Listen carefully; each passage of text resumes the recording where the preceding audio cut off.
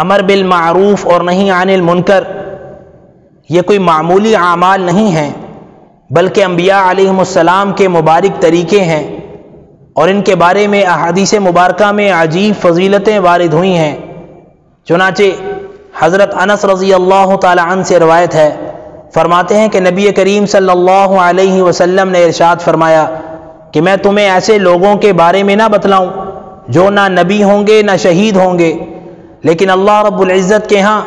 ان کا مقام انتہائی بلند ہوگا۔ نبی اور شہید جب انہیں دیکھیں گے تو بہت خوش ہوں گے۔ وہ لوگ نور کے خاص ممبروں پر ہوں گے اور پہچانے جائیں گے۔ صحابہ اکرام رضی اللہ تعالی عنہم نے عرض کیا، یا رسول اللہ صلی اللہ علیہ وسلم وہ کون لوگ ہوں گے؟ پیارے پیغمبر علیہ الصلوۃ والسلام نے فرمایا، وہ لوگ اللہ تعالیٰ کے بندوں کو اللہ کا محبوب بنائیں گے اور اللہ تعالیٰ کو اللہ تعالیٰ کے بندوں کا محبوب بنائیں گے، اور وہ لوگ لوگوں کی ہمدردی میں اور خیرخواہی میں زمین پر چلتے پھرتے رہیں گے۔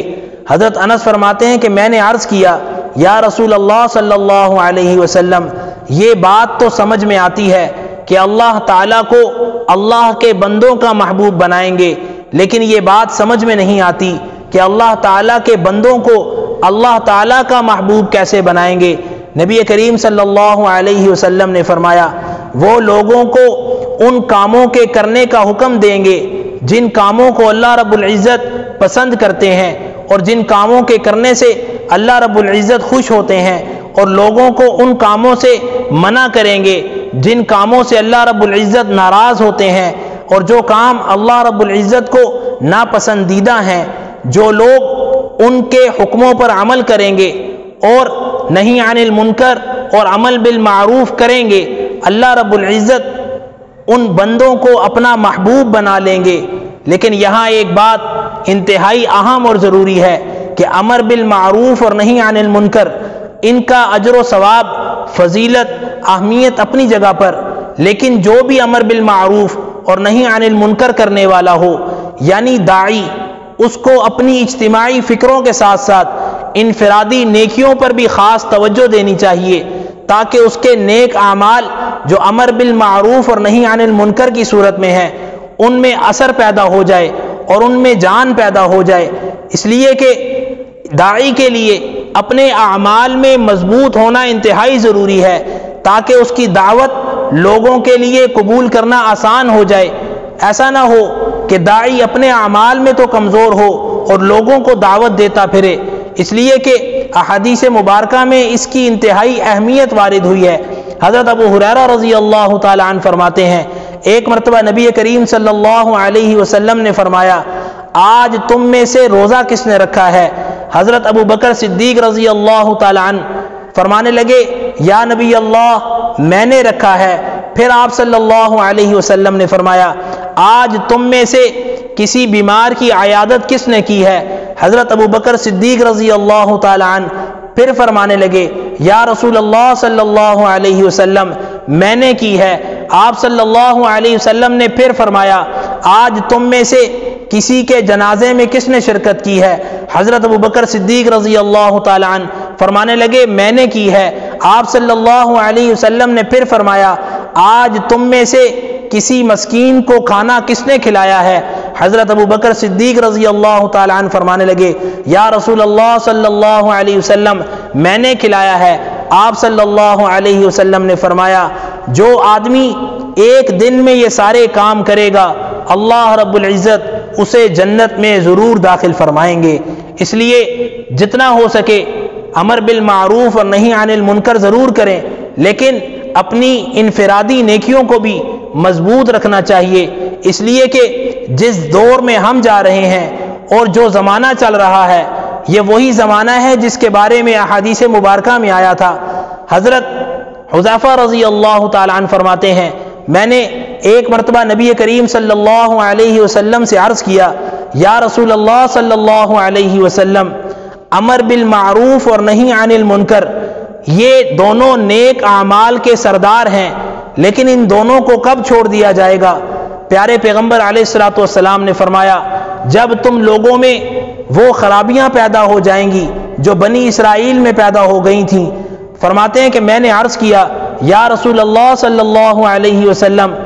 بنی اسرائیل میں کون سی خرابیاں پیدا ہو گئی تھیں؟ آپ صلی اللہ علیہ وسلم نے فرمایا کہ جب تمہارے نیک لوگ دنیا کی وجہ سے فاسق اور فاجر لوگوں کے سامنے دینی معاملات میں نرمی برتنے لگیں اور دینی علم بدترین لوگوں کے پاس آ جائے اور بادشاہت چھوٹے لوگوں کے ہاتھ لگ جائے تو پھر تم بہت زیادہ فتنوں میں مبتلا ہو جاؤ گے، فتنے تمہاری طرف آئیں گے اور تم فتنوں کی طرف بار بار جاؤ گے۔ اسی طرح حضرت معاذ بن جبل رضی اللہ تعالی عنہ سے روایت ہے، فرماتے ہیں کہ نبی کریم صلی اللہ علیہ وسلم نے فرمایا تم اللہ رب العزت کی طرف سے ایک واضح راستے پر رہو گے، لیکن جب تمہارے اندر دو نشے ظاہر ہو جائیں گے، ایک جہالت کا نشہ اور دوسرا زندگی سے محبت کا نشہ، تو پھر تم اس راستے سے بھٹک جاؤ گے۔ اگرچہ تم اس وقت تک امر بالمعروف اور نہی عن المنکر کرتے رہو گے اور اللہ کے راستے میں جہاد کرتے رہو گے، لیکن جب تم پر دنیا کی محبت ظاہر ہو جائے گی تو پھر تم امر بالمعروف اور نہی عن المنکر نہیں کر سکو گے اور نہ ہی اللہ کے راستے میں جہاد کر سکو گے۔ لیکن یاد رکھو اس زمانے میں جو بھی اللہ رب العزت کے پیارے کلام یعنی قرآن مجید اور احادیث مبارکہ کو بیان کرے گا وہ ان مہاجرین اور انصار میں سے ہوگا جو اسلام کے شروع میں ایمان لانے والے تھے۔ اس لیے اللہ رب العزت سے دعا گو رہا کریں کہ اللہ رب العزت ہم سب کو قرآن و سنت پر عمل کی بھی توفیق عطا فرمائے اور قرآن و سنت کی روشنی میں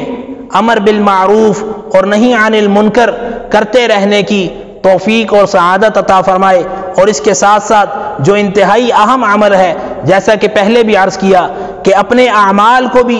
درستگی کے لیے علماء اکرام اور جتنے بھی اہل اللہ ہیں ان کی خدمت میں حاضر ہو کر اس کی اصلاح کرواتے رہنا چاہیے اور اپنے اعمال کو مضبوط کرنے کی فکر میں رہنا چاہیے۔ اللہ رب العزت ہم سب کو امر بالمعروف اور نہی عن المنکر کرنے کی توفیق بھی عطا فرمائے اور اس کام میں اثر پیدا کرنے کے لیے اپنے اعمال کو مضبوط کرنے کی توفیق عطا فرمائے اور ہم سب کو اسلام پر زندگی اور ہمارا ایمان پر خاتمہ فرمائے اور جو بھی کام کریں اس میں اپنی رضا، اخلاص اور للہیت عطا فرمائے۔